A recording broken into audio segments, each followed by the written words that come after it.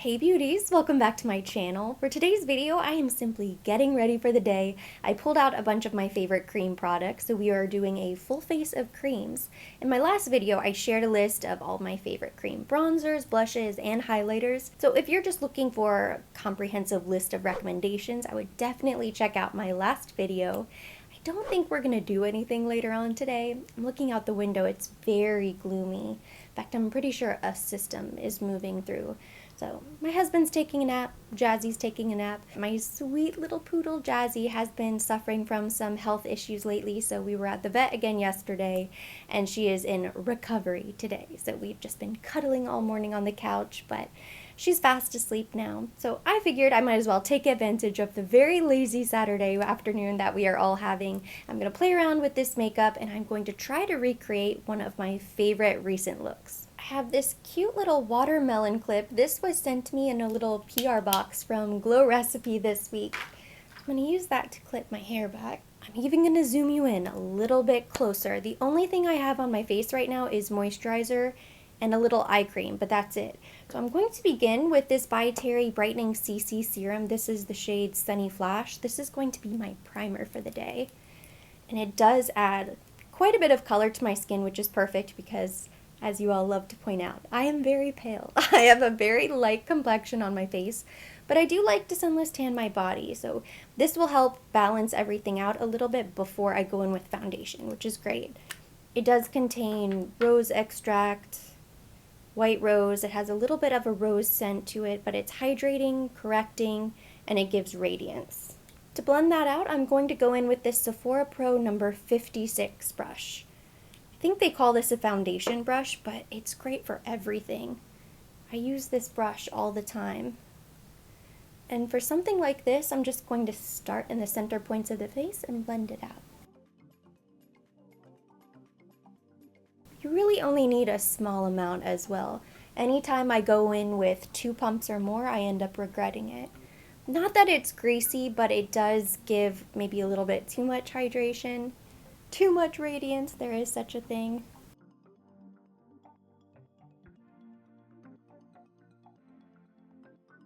After that one product, I already feel like my skin looks so much nicer, and I would rather go in with a primer like that versus sunless tanning my face. I just have this fear. It's probably an irrational fear of sunless tanner on my face. I always think it's just going to wreck my skin. I do have a little blemish right there on my cheek. I usually don't get blemishes on my face, but I did have an organic facial during the week. I think it was Wednesday, so a couple days ago. Sometimes after a facial, within maybe a couple days, I start to see little bumps. Everything sort of comes to the surface. That might be from that. For foundation, today I'm going to use my Chanel Les Beige. This is the Hydration Longwear Foundation. It's really nice. I've kept this in the top drawer lately, and I've been using this as my everyday foundation, and it works perfect.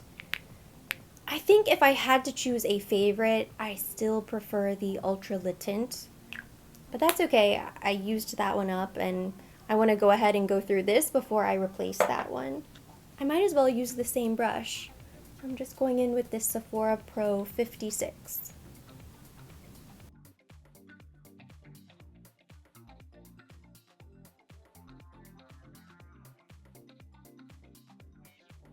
I really love the Les Beige. The only issue I have with it, the reason why I still prefer the Ultra Le Tint, is because it's maybe a bit too hydrating.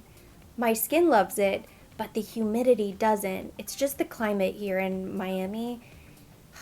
It's so humid. But I do really like it. It's nice and glowy. It gives the perfect amount of coverage. So I think maybe if I lived somewhere else, I would love this foundation and it would be perfect. On paper, it's perfect. My everyday concealer is this Hourglass Vanish. I have the shade Birch. I'm pretty sure this is the lightest shade, or one of the lightest. So it definitely gives me a lot of brightness underneath the eye, which I like.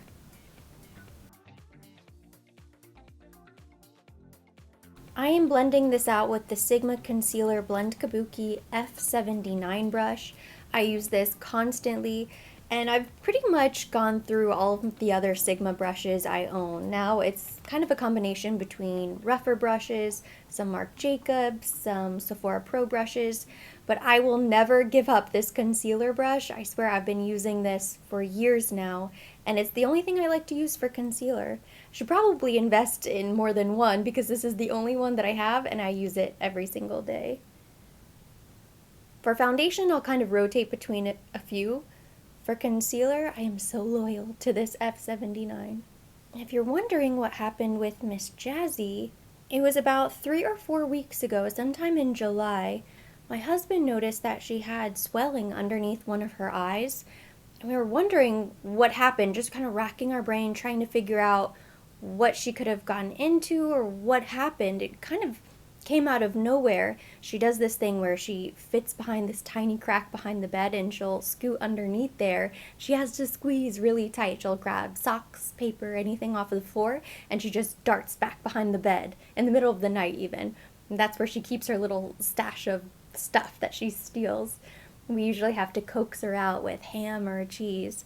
And we thought maybe when she was darting from underneath the bed to come out and get her treat, maybe she hit her face. I think it probably took 2 or 3 days of just kind of waiting and waiting. Finally, I just called the doctor and I said she has some sort of swelling. I'm sure it's nothing, but let's just go ahead and make an appointment. So I took her into the vet, and it turns out that she had a fractured tooth, and the tooth got infected, and the infection had spread so much that it was actually making its way through her mouth, through her cheek, and she developed almost an abscess. So the vet scheduled an appointment for September originally to have surgery to extract the tooth. They cleaned it, they gave her a shot for the swelling, and we were told it was fine to wait, not a big deal, she wasn't in any pain, and she didn't act different, she wasn't lethargic, she didn't seem like she was in pain, she was still eating everything she normally would, so no change in behavior at this point. Even after the vet appointment with the medicine to help the swelling, it got a little bit bigger and a little bit bigger, and it started bothering her a lot, and she kept scratching at it. Sure enough, she scratched it, punctured it, it started bleeding, so I had to take her back to the vet to make sure it didn't get even worse and a bigger infection. Ah, the poor thing. So then they cleaned it out, they shaved the area down, and we moved up the appointment. We figured we did not want to wait until September. We needed to get in as quickly as possible so she could have that tooth removed. So to make a long story short, yesterday was the day she had her extraction, so I dropped her off at the vet at 7 a.m., and they said everything went fine, so now she's just in the healing process.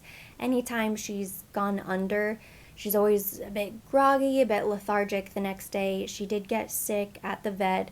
She was sick last night, sick again this morning, and she just looks so out of it. It's painful to watch because she's 10 years old, so she is getting a little bit older, and poodles have notoriously bad teeth. This has been really her first health issue ever. She's such a healthy, happy dog, and she always has so much energy. People are always surprised. They'll ask me how old she is, and when I say 10, they're like, what? Because she's so small too. She just looks like a puppy, and she has a puppy personality, and she loves everyone. All people, all dogs. She doesn't care. She thinks everybody wants to be her friend. She's so sweet. I feel like such a proud mom whenever I walk around the complex because we have some small dogs. I know all the dog walkers here. There are a couple small dogs here that as soon as they see another dog in the distance, they just start yapping and barking their little heads off. So nobody's aggressive, but some of the dogs are a bit more territorial. Not Jazzy. She's just a lover. She loves everybody. She does have medicine that she has to take for the next couple of days, but I'm hoping within the next week or two she'll be completely healed and back to normal. Continuing on with creams, because I want to finish the cream complexion products before I powder my face. I do always like to set my concealer with powder, so we'll do that last.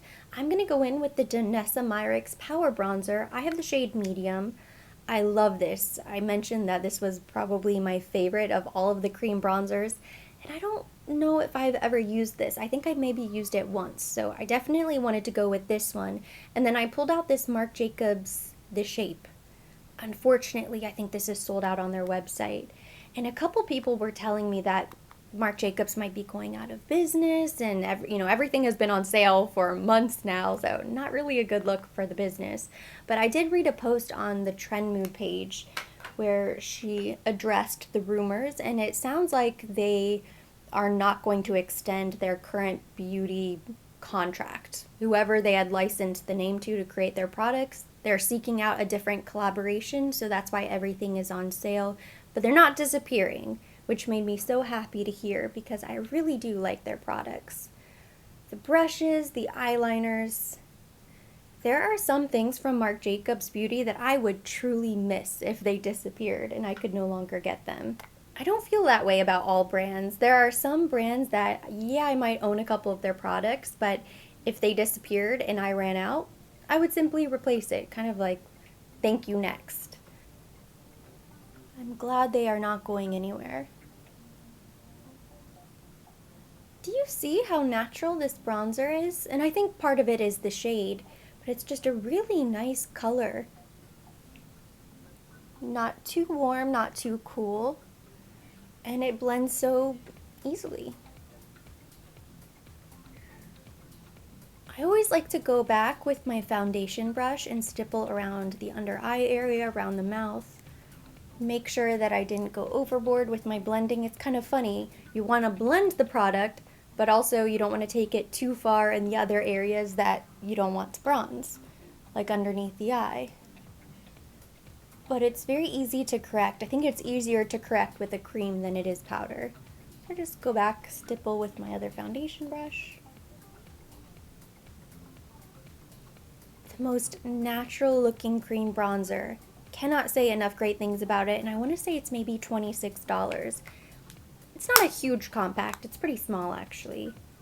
There's 14 grams of product. I don't know how that compares with my other cream bronzers, but I still think because of the quality, it's probably worth it. For blush, I wasn't sure what direction I should go in because there are so many incredible cream blushes that I love, but I pulled out this Rare Beauty in the shade Nearly Apricot because this I have also kept in the top drawer, and I just think it is so flattering. And I'm going to use my Bobbi Brown Full Coverage Face Brush. Going right on the tops of the cheeks. Also take a little bit on the nose. This time I have my F79 concealer brush. I'm going to soften this area. Soften the nose as well. And then if you wanted to go back with either a little foundation, a little concealer, as long as you haven't set with powder yet, you can go back and you can tweak your creams. Right now, everything is still in blendable mode. I don't feel like I need any more brightness under the eye, so I'm just going to go ahead and set. This is redemption time for this Bare Minerals Original Mineral Veil Pressed Powder. The first time I used this powder on camera, the overall makeup look was not my favorite. It was probably one of my least favorite looks I've ever done, but I have used this powder a lot off camera since, and it's fine. It's fine by itself, but it does have some coverage to it, which was unexpected to me at the time because most of the powders I've been using lately are just so sheer they don't really have coverage. So you want to make sure that you don't use too much product. So I'm just going to go in, I have a Rephr 18 brush, just very lightly. I'm going to tap this under the eye, and it's incredibly mattifying. I'm also going to set my eyelids. A little bit on the chin, kind of the T-zone area, anywhere where I might get oily.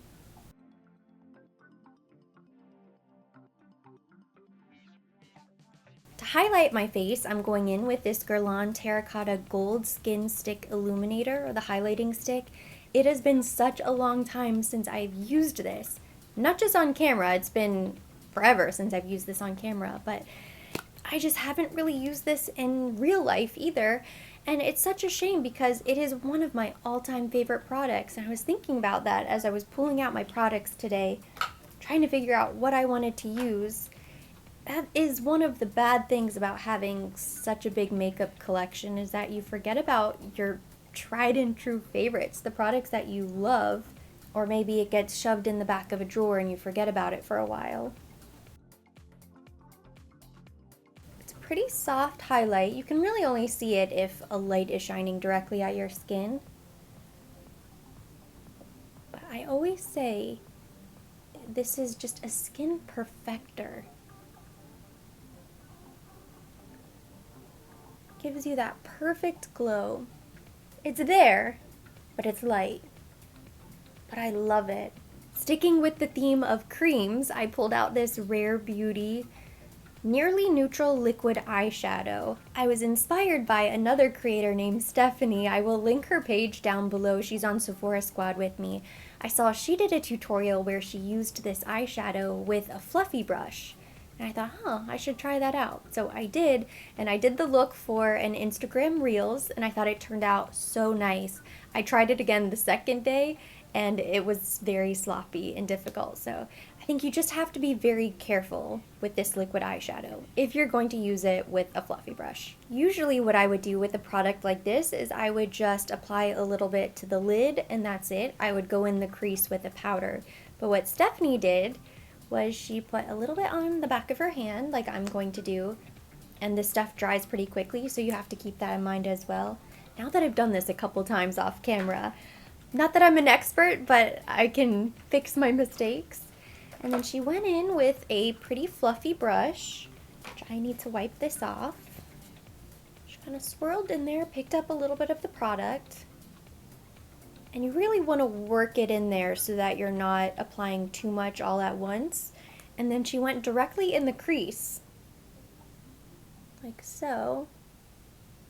And I don't know how, it's makeup magic, but it just sort of works. It's really not the same as working with a powder, so you do have to be careful.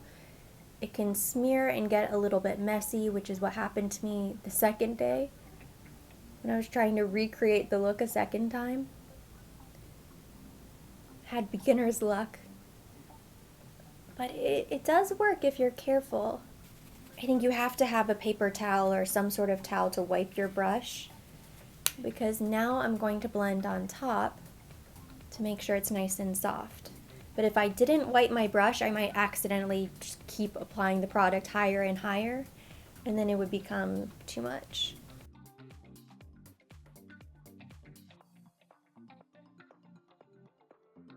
Again, just working the brush in there.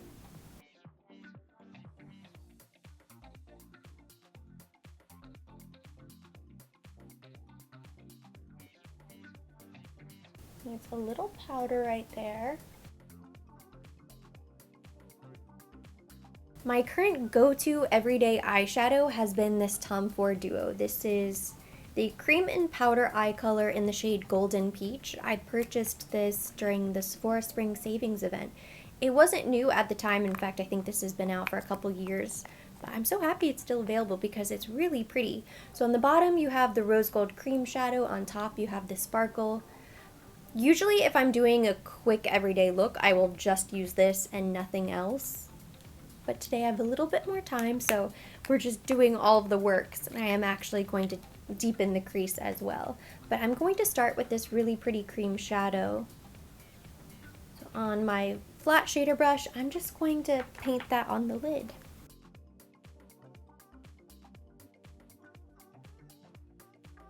It's so easy to use. Such a pretty color.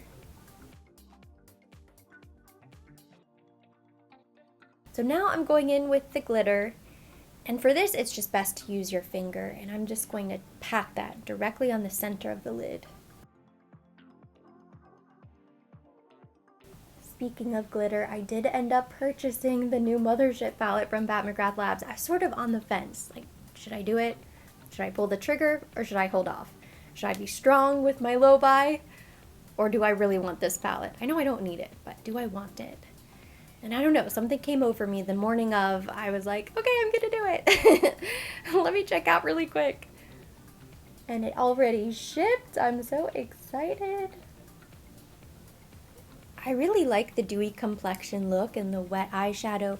The eyes are fine. Complexion, I have to be careful because I have pretty large pores, And if you have large pores and you have a dewy complexion, sometimes it doesn't look very flattering. So I always have to go back sometimes and powder this area down here because I don't want this to be really dewy. This can be dewy, but if this is dewy, I find that it just sort of accentuates my pores and it looks like I just have really bad skin. I'm going back now for a little bit more of this Rare Beauty shadow, which is why I haven't cleaned the back of my hand yet. It's nice and dry, so I have to go back with a little bit more and a pencil brush. And I'm going to buff this beneath the lower lash line.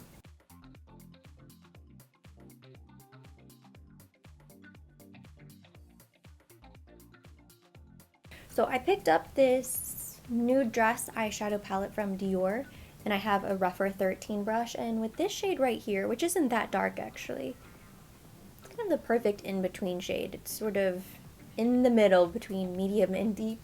I'm going to use this to add just a hint of depth to the outer V. I feel like I haven't really been purchasing very much Dior makeup lately, and that's because I haven't been partaking in their seasonal collections, the limited edition launches, but there are some products from Dior that I love. They are my holy grail, tried and true, like Dior Air Flash, the Rosy Glow Blush, which I'm almost out of. I'm going to use these two eyeliners to finish the look. The first is the Marc Jacobs Blitz Coin. I love this. I use it all the time. I've added 2 of these to my shopping cart. I need to finally check out. The reason I haven't checked out yet is because I keep meaning to go back and really scour the Marc Jacobs website and take advantage of all of the sales and pick up as much as possible before it disappears for good. But I am planning to purchase probably 2 of these. I think they're on sale for $13 each, so I think that's a pretty good price, $26 for 2, because I don't want to be without it. I'm sure I could find a dupe from some brand out there, but I just love it so much. And then in the waterline, I'm going to go in with this Bare Minerals Mineralist eyeliner. This is the shade Copper. This was sent to me complimentary in a PR package. They sent, I think, all of the shades. So I pulled out a couple that I really like. I separated the rest for a giveaway. I like it. I don't love it. I don't think I would really recommend this. I definitely prefer my Chanel Brune Agape. It's kind of similar. It's a pretty color, but I tried to use this outside of the waterline and I struggled big time. So it works for the waterline, does not work for outside. I feel like if you're going to spend money, even though it's probably less expensive, if you're going to spend anything, even $1 on an eyeliner, it really needs to work in all scenarios. So while I'm using this today, not something I would probably recommend. So I'm not going to link this down below. I will link my Brune Agape because it's a similar shade, but it actually does the trick. I just filled in my eyebrows and I did my mascara off camera. I used the same products I always do for brows, and then I went in with the Gucci mascara, which I always do. So the last step is lips, and I'm going to use this Rare Beauty, the Nearly Neutral. Since we used it on the eyes, I want it to be kind of cohesive, so I'm going to use this as the liquid lipstick. First, I am going to line them with my Pillow Talk lip liner. It's so small. I'm slowly but surely going through this. And then I will most likely top that off with a lip gloss. I'm just not sure which one just yet. I don't want to apply too much just in case it dries out my lips. So I'm just kind of smudging it around with my finger.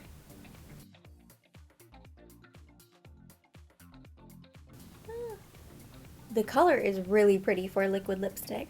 I'm going in now with this St. Jane lip gloss. This is the Luxury Lip Shine in the shade Bliss.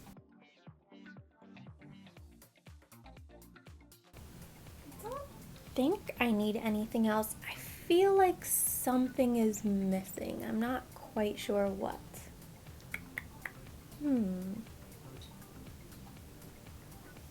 going to tap just a little bit more of this blush, to give my face a little bit more color.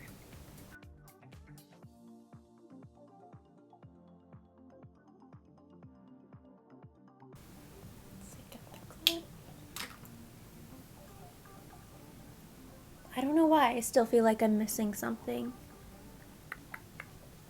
What am I missing? I'm just gonna let it be.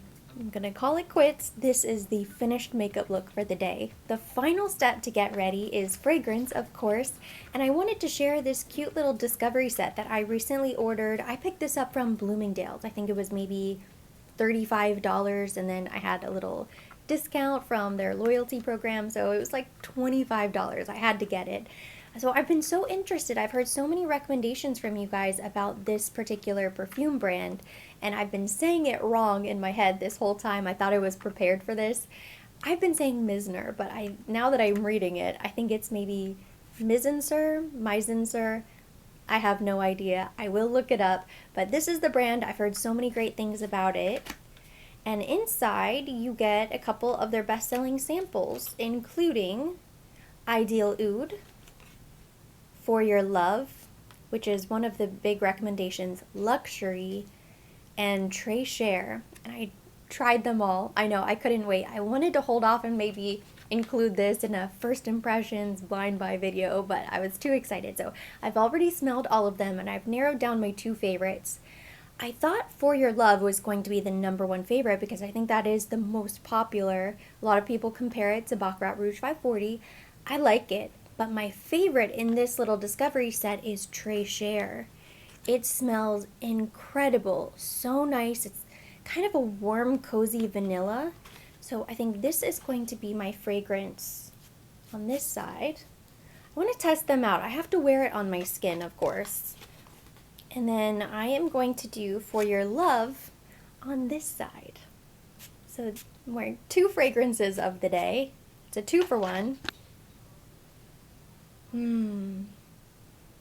For Your Love is so nice. I get a lot of red berries. It actually smells a lot like Burberry Her. Maybe a slightly less sweet version of Burberry Her, but incredibly similar. But so nice. I really like Burberry Her, so of course I'm going to really like this one. It's yummy. And then Très Cher, wow. This one really speaks to me. I think it has sandalwood, vanilla, musk. Very feminine, very soft. It's kind of an understated wow. Like, you know, it smells incredibly good. It's very pleasant. I think this one's going to be my favorite. Both of them are beautiful, and I am so happy I found that discovery set. That way you can try the fragrances on, wear them on your skin, get to know them a little bit before you commit to buying a full-size bottle of the fragrance. I know I've been doing blind buy perfume hauls lately, which are so much fun. I'm probably going to continue to do those. It's great for the video, but certainly not the way I would recommend for you guys to shop, just because there's too much risk involved. So the discovery set is a really nice alternative. Thank you so much for watching. Hopefully you enjoyed it. If you did, give it a thumbs up. Leave me your comments, questions down below. I love hearing from you guys, so be sure to share your experience if you've tried any of these cream products, or if you have another favorite cream product, definitely let me know down in the comments section. We will keep the conversation going there. As always, I will be linking everything mentioned. Everything on my face will be down in the description box for your convenience. And for more videos like this, don't forget to subscribe and hit the notification bell.